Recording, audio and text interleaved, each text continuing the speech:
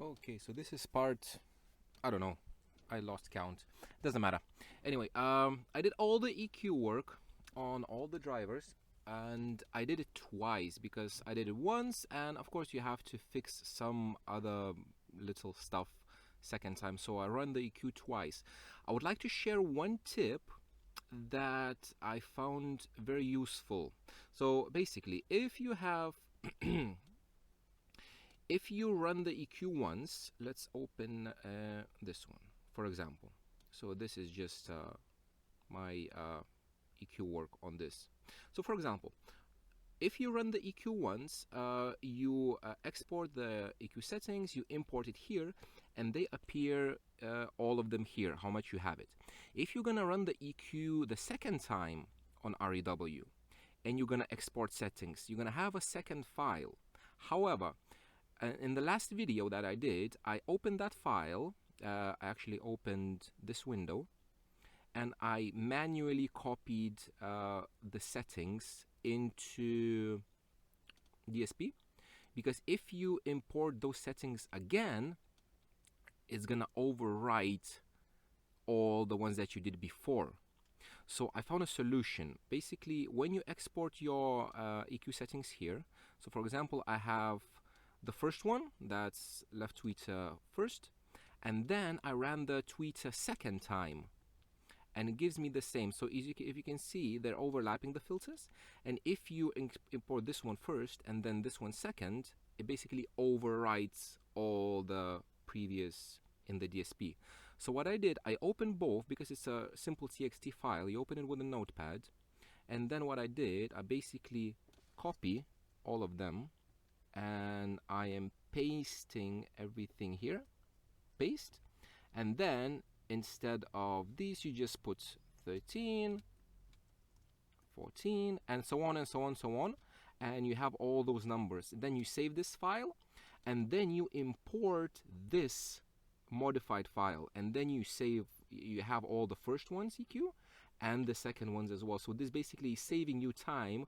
Instead of entering by hand, for example, 11 of these with all different these, you just change the filter number and you import it again, and it just saves a lot of time, so you don't have to do it manually. So this is just one tip that I wanted to share with you.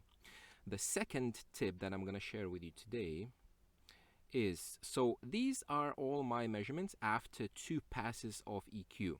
Yeah, so now I need to level match, which is to be honest very simple, but let me start with a subwoofer, for example. If I take the sub and rear sub, so when level matching, I find it very useful to use smoothing, and to use, to be honest, a lot of smoothing. So like if I use 1/3, I'm gonna apply, and as you can see, the line is much more easier to read.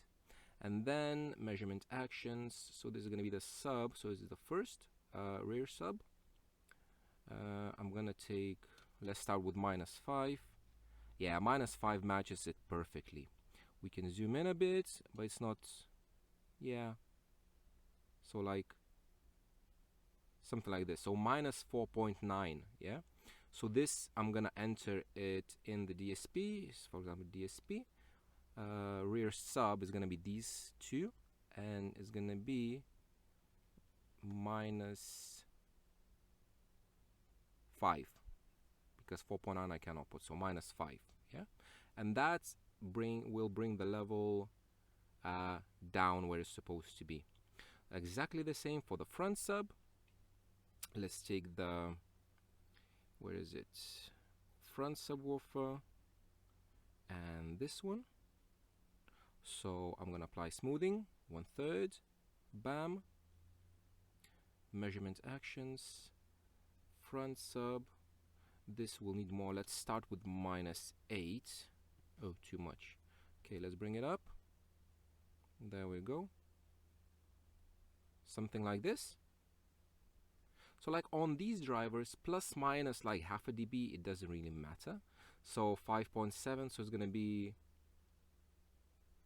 -6 or -5.5. Actually 5.7, yeah, I can put minus 5.775.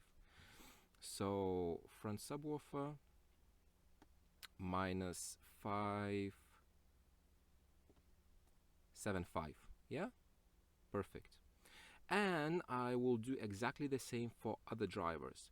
So the tip that I would want to share with you is, it's very important, everybody knows that it's very important to match the level of the mid-range and the tweeter to each other, because the higher frequencies we perceive, the imaging will depend on the level of mid-range, top end of the mid-range, and the tweeter. So basically, if one side is slightly louder than the other one, the image is going to shift to that side. So I thought of a way how to level match them, because if you take it like this, yeah, it's very difficult to see, is it which one is higher. It's not because of the color, but I mean because of the, I can change the color tweeter to make it more easy distinguishable. Let's use this one. Oh, I chose almost the same color. Okay, dark blue. There we go. It's a bit difficult to say and match it. So what I do, I choose the highest smoothing possible, which is 1 octave, a full octave smoothing. Now, it's gonna show me it's easiest to match it this way, if you know what I mean. So let's where's my tweeter? There we go. That's the target for the tweeter. Now don't look at the matching of the target to the tweeter, because the more you smooth, the more it changes the shape of the curve. And since I worry only about the level, so look, the level of this, if I change this, the brown one matches more, so the right tweeter matches more, so the left one I will have to bring it down. So take for example the brown one. Let's decrease the smoothing a bit, let's say 1/6. See, and now this matches it like it's supposed to match, which is perfect. And I can see that the right tweeter, which is brown, it's on the correct level with the target curve. So what I do now, I'm gonna take the left tweeter as well, and I'm gonna put 1/1 smoothing. And now it's much easier to level match, because I need to bring the left tweeter down.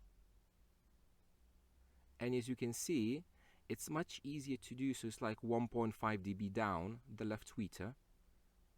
It's not perfect here, but again, I'm not aiming at this particular moment for perfect.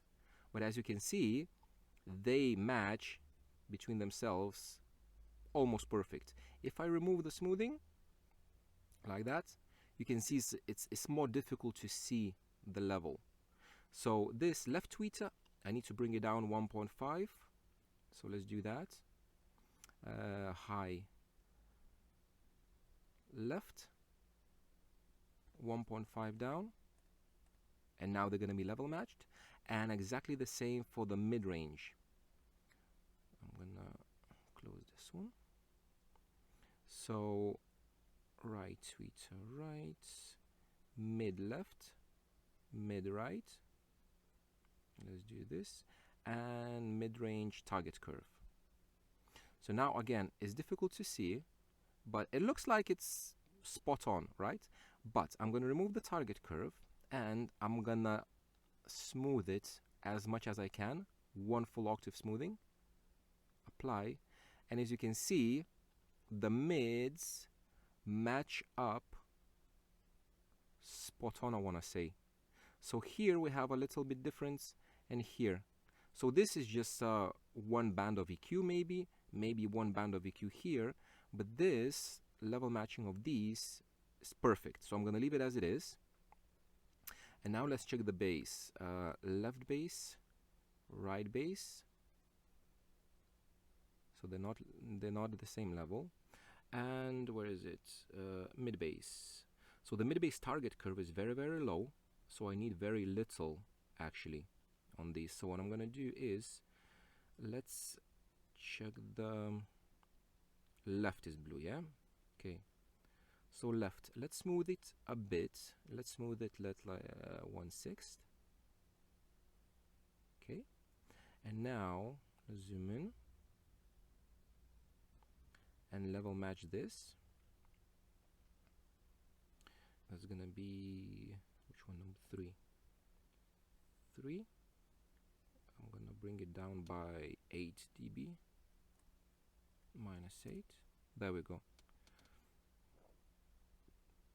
A bit less, yeah, 8. So 8 dB looks nice. So left base, left -8 dB.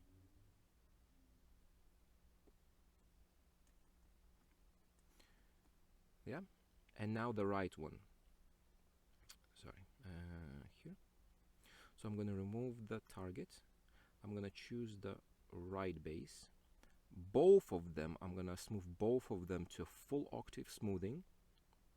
And the right one, this one, let's start with -8 as well and bring it down a bit more. As you can see, with a lot of smoothing, it's much easier to match the level. There we go. A bit like this.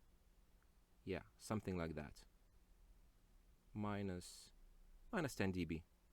Yeah, and it matches perfectly, because on mid basses maybe it's not that difficult to see, but like on the mid range and the tweet, it's very difficult to match the level. Yeah, and with full octave smoothing, so my tip is, when level matching between the drivers, it's only between the drivers, use as much smoothing as possible. And this is gonna be -10. There we go, -10. I had to use a different channel, but it's just for random reasons. Cool. So now I have, let's select all,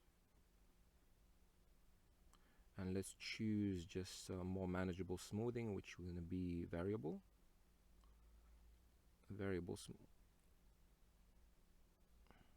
or psychoacoustic. Let's use psychoacoustic. Yeah, there we go. So psychoacoustic, it basically smooths more the top end and less the bottom end. Anyway, so this is the result at the moment. I still need to work a tiny little bit on the mids here, and I will need to check the summing, but it's gonna be a problem here probably. I will need to do the time alignment first to check the phase, to align them properly, and then I will be able to check the summing, how they sum in between themselves.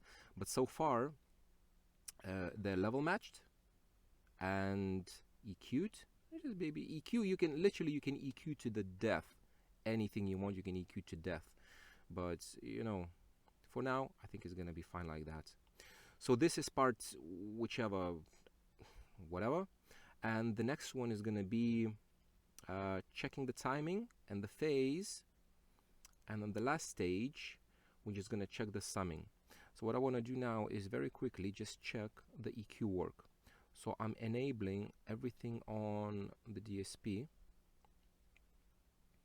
the crossovers and everything. There we go. So it shows me that I have, what is red? Output A? Is it this one? Yeah, so something is, that's a subwoofer, I think. Is it that subwoofer? No? Anyway, I have something here. I need to check which driver is it. I think it's I shouldn't be using one. Anyway, here nothing over 0. Everything is just cut. A lot of cutting in here in the middle. Some boosting on the top end for the tweeters. So all of them are safe. If I need more volume, I can increase the gain, and it's going to be totally fine. But so far, this is the result. Yeah, thank you very much for watching. I don't know when I'm gonna be able to continue with this tune session because today my day is over, so probably it's gonna be next week. But yeah, this is the result for now. I'm very happy with it. And stay tuned for the next one. Thank you very much for watching, guys.